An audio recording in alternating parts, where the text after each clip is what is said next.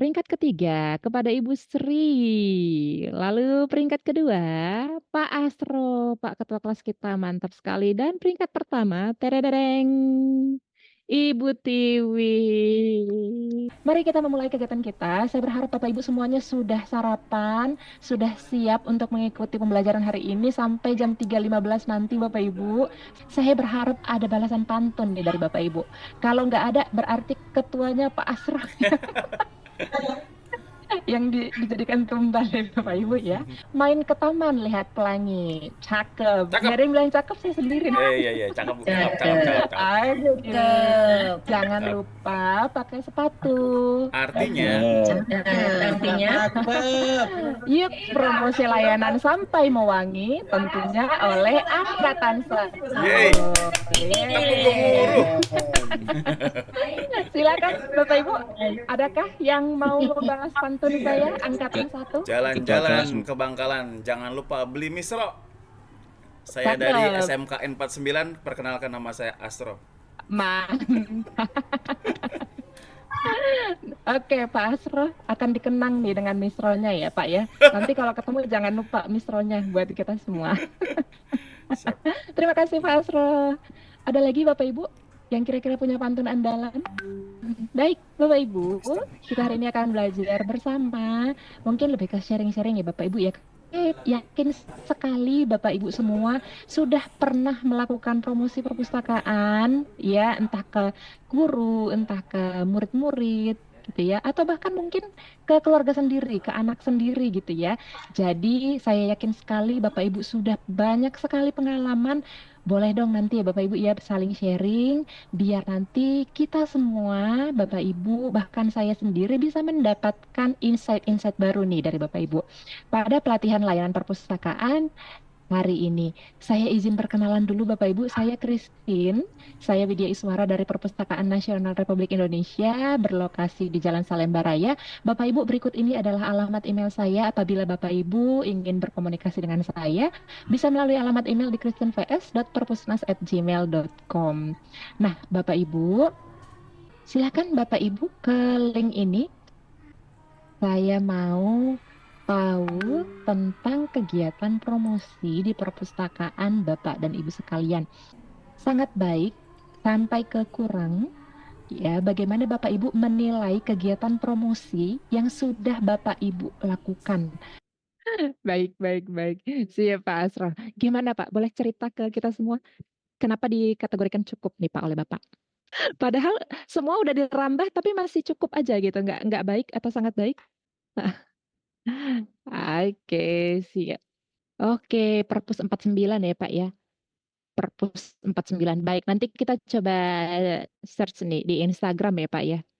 Oke, siap. Nanti kita coba search. Terima kasih, Pak Asro. Jadi, Bapak Ibu, kita perlu menanamkan hal ini bahwa buku itu adalah untuk digunakan dan setiap orang memiliki bukunya masing-masing gitu ya. Setiap orang punya bukunya masing-masing, punya kecenderungan buku seperti apa sih yang dibaca. Ada orang-orang yang lebih suka membaca buku-buku fiksi, ada orang-orang yang lebih suka membaca yang banyak animasinya gitu ya. Dan every book its reader.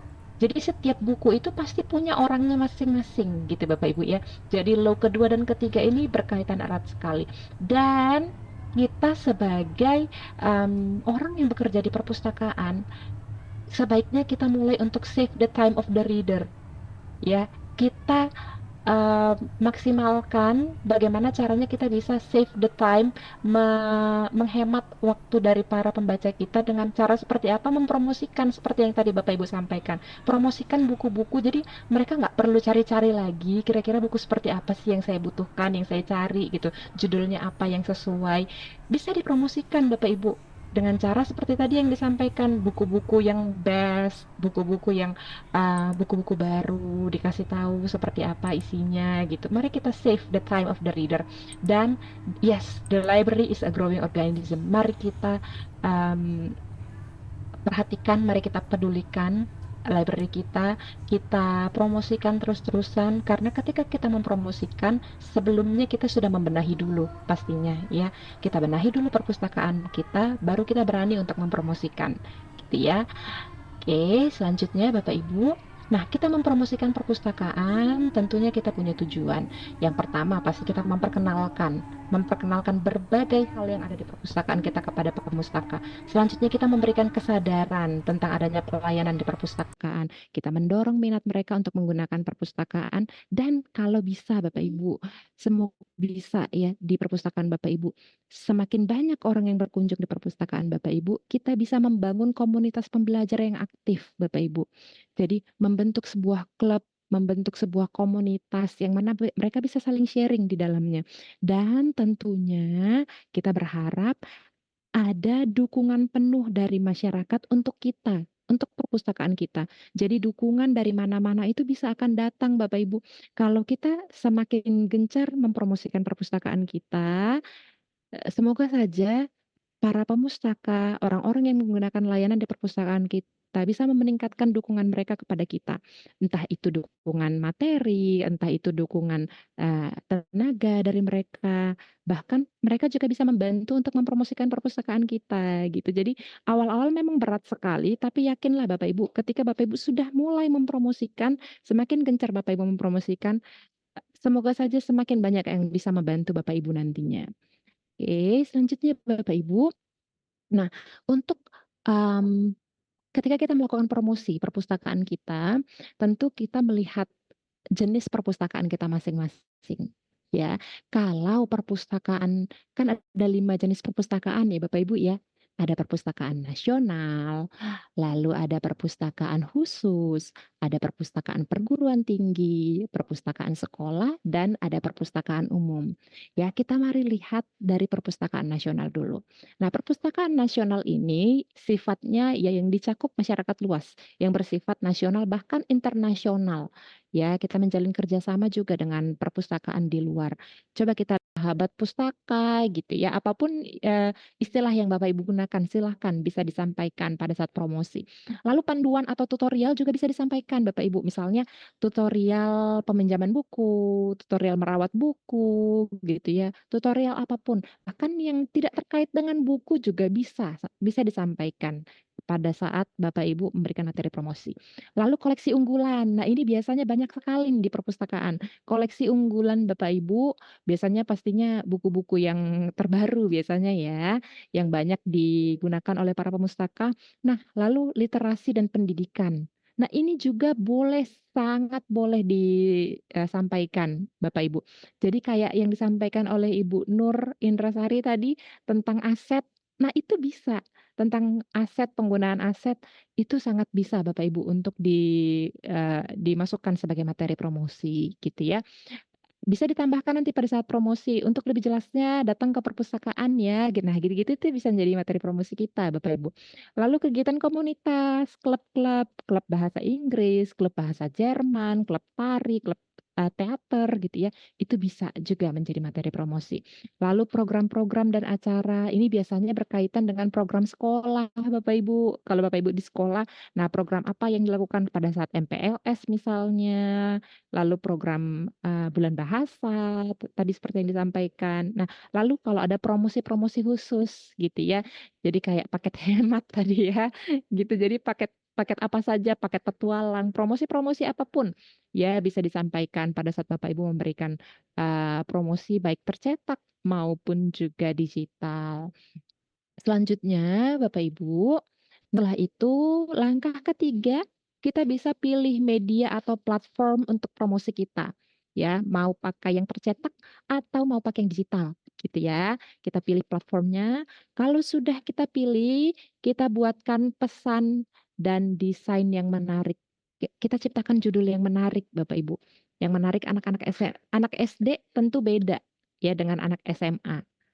Tentu akan sangat berbeda. Kata-katanya juga kata-kata yang eee, kadang kita pernah nonton gitu ya Bapak Ibu ya, 2 kata lucu gitu ya.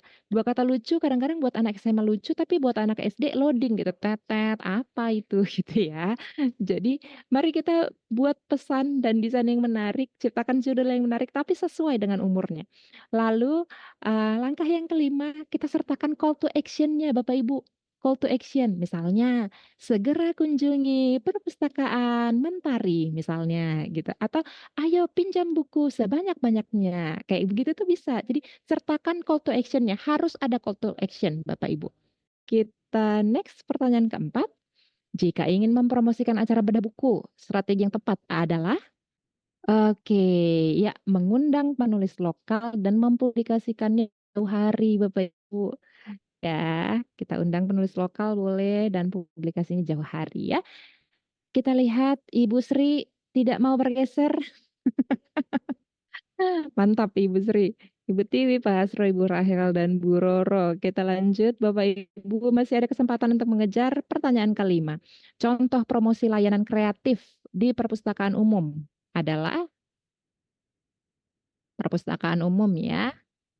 Tadi ada di video. Oke, berarti tadi memperhatikan semua buku reelsnya di Instagram Perpustakaan DKI tadi ya, layanan buku sampai rumah, buku delivery. Kita lihat, iya ampun luar biasa.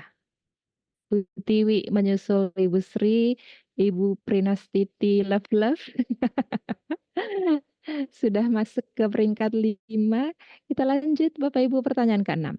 Salah satu indikator keberhasilan promosi layanan perpustakaan adalah oke, mantap jumlah pengunjung dan peminjaman. Bapak Ibu kenapa pilih ruang baca semakin sepi? Kayaknya introvert ya. Nggak mau ada yang ngunjungin perpustakaannya, biar sendiri aja di perpustakaan. Oke, baik Bapak Ibu, kita lanjutkan ke pertanyaan selanjutnya. Pertanyaan ke-7. Scoreboardnya Ibu Tiwi masih unggul dan Ibu Sri. Kita lanjutkan Bapak Ibu pertanyaan ke-7. Di media sosial, hashtag digunakan untuk oke, menghubungkan konten dengan topik yang relevan ya. Jadi kalau misalkan lagi bahas tentang duta literasi, kasih hashtag duta literasi gitu ya. Lagi baca rekomendasi buku, lagi posting rekomendasi buku, kasih hashtag rekomendasi buku gitu. Oke, kita lihat. Ibu Tiwi dan Ibu Sri masih unggul, Ibu Prinastiti naik, Pak Asro dan Bu Rahel juga ada di 5 teratas. Promosi kolaborasi dengan sekolah di DKI Jakarta dapat dilakukan dengan promosi kolaborasi dengan sekolah di DKI Jakarta dapat dilakukan dengan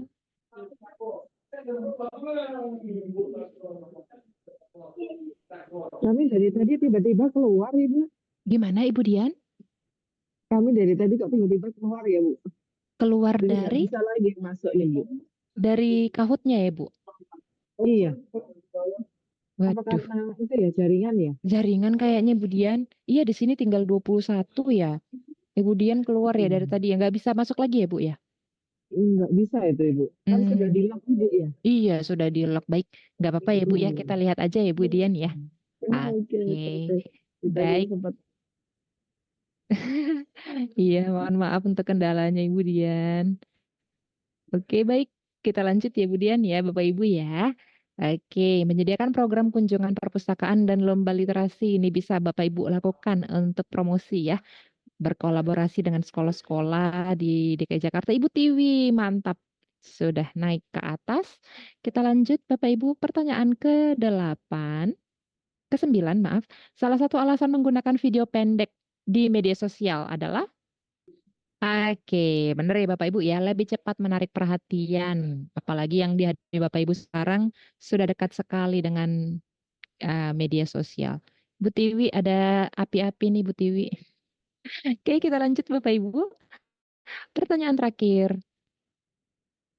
Jika ingin menarik Gen Z, promosi layanan perpustakaan sebaiknya oke, ya sebaiknya menggunakan media sosial dengan konten kreatif kalau kita mau menarik perhatian para Gen Z dan Gen Alpha kita ya Bapak Ibu ya. Kita next Bapak Ibu. Peringkat ketiga kepada Ibu Sri. Lalu peringkat kedua Pak Astro, Pak Ketua kelas kita mantap sekali. Dan peringkat pertama, teredereng, Ibu Tiwi. Oke, mantap. Runner up-nya ada Ibu Prinastiti dan Bu Rahel. Saya mau